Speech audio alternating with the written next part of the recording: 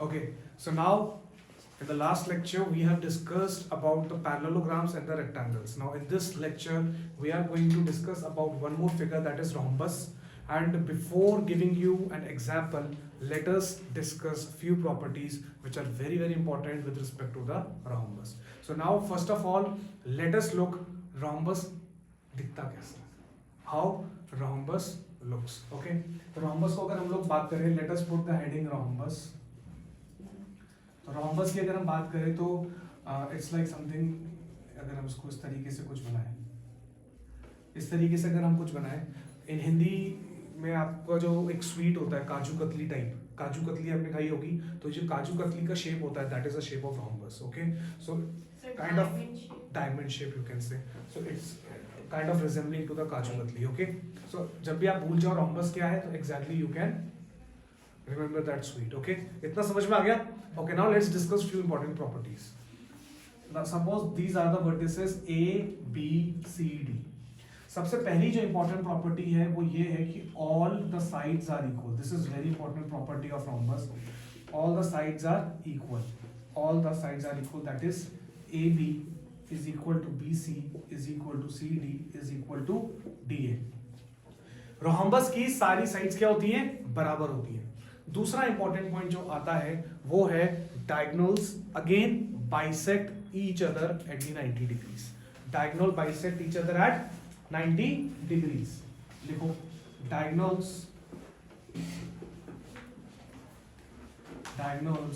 bisect each other at 90 degree. किस पे करता है बाइसेक्ट? 90 डिग्री पे करता है. कैसे करता है? Let me show you. Let me show you. ये एक डायगोनल है, ये भी एक डायगोनल है.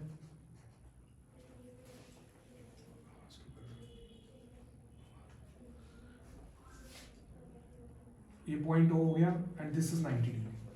This is 90 degree. So diagonal, इसको कहते हैं diagonals bisect each other at 90 degree. इतना क्लियर है सबको? पक्का श्योर? ठीक है. अब जो है third property, it is very important property. I am writing here. ये जो डायगोनल्स हैं, ये जो डायगोनल्स हैं rhombus के एंगल को क्या करते हैं? बाइसेक्ट करते हैं. I told you the meaning of bisect in my previous lecture.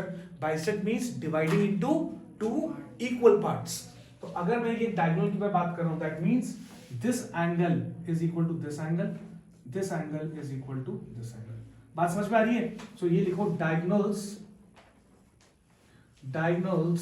Bisect the angles of rhombus. Okay, so diagonals of rhombus जो है are bisected by the diagonals of a rhombus bisect the angles. Bisect the angles. ये very important property है. शायद किसी को पता हो, अच्छी बात है. नहीं पता हो तो please jot down. Super very important. Please make a note of it. Very important. Okay, very important. So इसी की बेसिस पे हम लोग एक दो क्वेश्चंस करेंगे सो दैट आपको हाथों हाथ क्लियर हो जाए कि rhombus को किस तरीके से यूज करते हैं. ठीक है, rhombus हो गया.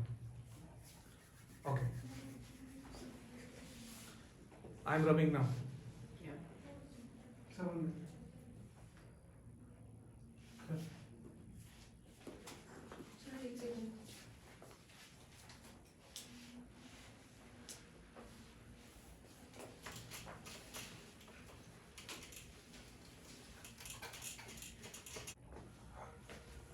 This is 3x, this is 3x, then 24 and 2y minus 6. This is 24 and this is 2y minus 6. Now Aditi, can you answer me how to find x and y?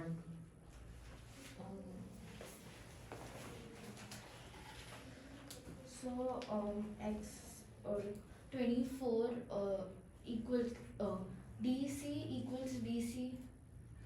So basically you are going to equate the sides. हमने क्या discuss किया था कि एक rhombus के अंदर सारी sides बराबर होती हैं. तो if I want to find out the x, तो मुझे क्या करना पड़ेगा? BC को किसके बराबर करना पड़ेगा? DC. CD के बराबर करना पड़ेगा, क्योंकि CD एक डायमेंशन फुल्ली गिवन है. तो can I write BC is equal to CD, BC कितना है मेरा 3x इज इक्वल टू 24, तो x कितना हो गया 24/3, तो ये आपका निकल के आ गया 8। एक चीज तो ये आ गई मेरी।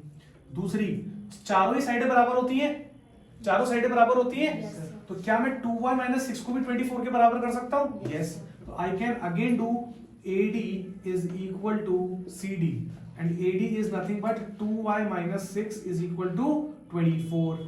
So again this is a constant, this is a constant, so 6 will go towards the 24, it will become 2y is equal to 24 plus 6, that is 30. So y is equal to 30 divided by 2, 15 हो गया। So finally the x is equal to 8 and y is equal to 15. Are you clear with this? कैसा लगा ये question? Good. So first application use में आ गई, ज्ञानवी, अदिति, समझ में आ रहा है?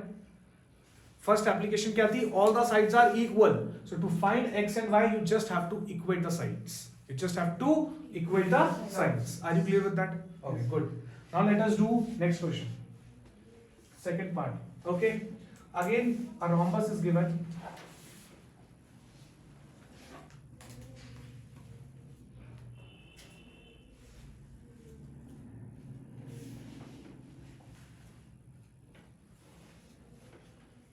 This is a rhombus, okay, and it is given you like this. ये आ गया, फिर K L M N, ये आ गया। ये टोटल एंगल जो है पूरा, तो पूरा एंगल कितना है मेरा x, and this is my 23 degrees and this is my y, this is my y. Now can you find out the angle? कर सकते हो? Yes. हाँ तन में बताओ कैसे करोगे? x कितना आएगा? 23. x 23 आएगा? नहीं, गलत, x 23 नहीं आएगा। 90 minus 23. 90 - 23 कैसे हुई? क्योंकि इसे 90 डिग्री से बाइसेक्ट कर देना है। क्या ये 90 है? रोम्बस टेढ़ा फिगर है, रोम्बस की चारों साइडें बराबर हैं, स्क्वायर की भी चारों साइडें बराबर होती थी, पर स्क्वायर ऐसा खड़ा है ना, square is standing like this, that is why each angle is 90 degree, but the rhombus टेढ़ा हो जाता है, इंक्लाइंड हो जाता है, so it can not be 90, the angle can not be 90 in the rhombus, भले ही चारों साइडें बराबर हैं but it can not be 90। अब एक बात सुनो मेरी, नहीं आ रहा ना समझ में? बताऊं Aditi, any guess? So x के इस साइड वाला like LMN वाले साइड पे okay, it would be 23 degree क्योंकि all ठीक है, थोड़ा नहीं interior नहीं, angle जैसे आपने बताया था तो दिस पार्ट विल बी 23, हाँ, राइट? yeah. हाँ, तो शी इज राइट कि ये 23 तो ये 23 होगा, व्हाई? क्योंकि ये दोनों पैरेलल है, ये ट्रांसवर्सल काट, सॉरी, ये दोनों पैरेलल है, ये एक ट्रांसवर्सल काट रही है, सो एक अल्टरनेट इंटीरियर एंगल होगा। यस, शी इज मतलब, तो पर पूरा एंगल कितना होगा? क्योंकि x तो मुझे पूरा निकालना है। अब मेरी बात सुनो ध्यान से, हाँ बोलो ज्ञानवी। 180? नो नो, देखो अब मेरी बात सुनो ध्यान से, सिंपल तरीका है, प्लीज पे अटेंशन है। तुम लोगों को मैंने लास्ट प्रॉपर्टी क्या बताई थी कि एक डायगोनल, ये बहुत अच्छी प्रॉपर्टी बताई थी कि रोम्बस में जो डायगोनल होता है वो एक एंगल को बाइसेक्ट करता है, यही कहा था ना मैंने? तो अगर ये डायगोनल है तो इस एंगल को बाइसेक्ट नहीं कर रहा होगा, तो अगर ये 23 है तो ये रिमेनिंग पार्ट कितना होगा? 23। रिमेनिंग पार्ट भी तो 23 होगा क्योंकि बाइसेक्ट कर रहा है, पूरे एंगल को बाइसेक्ट कर रहा है, तो ऊपर वाला पार्ट अगर 23 है तो नीचे वाला पार्ट भी क्या होगा? 23 होगा। तो इसका मतलब मैं ये लिख सकता हूं, क्या ये 23 है? अगर हम अदिति के अप्रोच को अप्रोच करें सो वो होगा क्या कि ये दोनों, these two are parallel lines, this is a transversal line, this is 23, so this is 23, this is 23, so this is 23, 23 plus 23, 46. So the answer is 46. Very good Aditi, because we have discussed about the alternate interior angle and you approach in that manner. Good, very good. एक तरीका तो ये, दूसरा तरीका ये है कि दोनों का सम कितना हो गया? 23 plus 23 is 46. And you should keep in your mind that जैसे कि पैरेललोग्राम में हमने डिस्कस किया था, opposite angles are equal, in a similar manner rhombus में भी क्या होता है? Opposite angles are equal. Why? क्योंकि अपोजिट साइड्स भी इक्वल है, ठीक है? तो are you getting what I am trying to say you? Opposite sides are equal, opposite angles are equal, so if this sum is 46 then it is going to be 46. Opposite angles are equal in rhombus, okay जैसे parallelogram में था।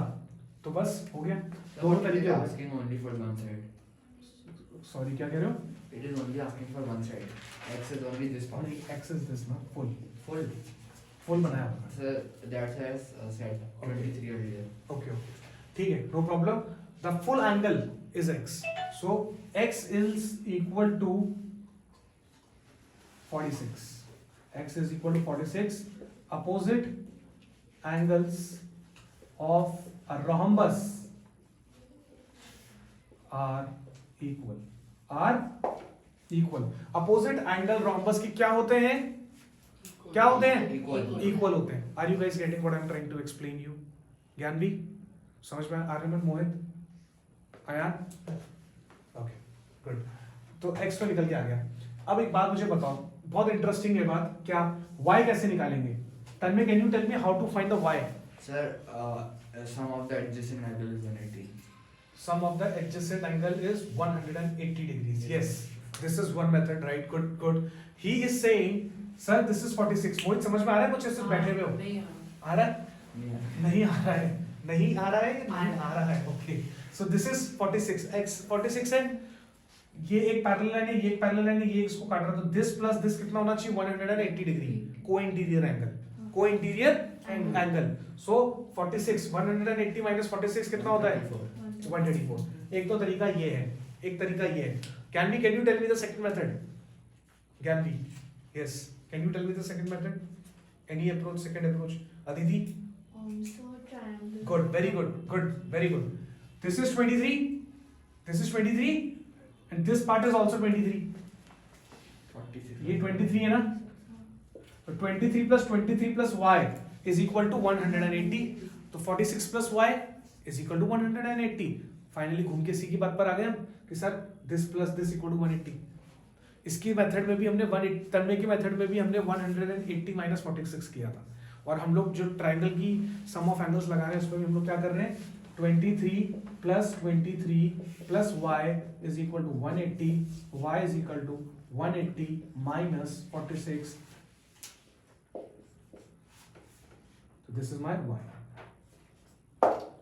So x is 46 and y is 134. I think you are clear with this.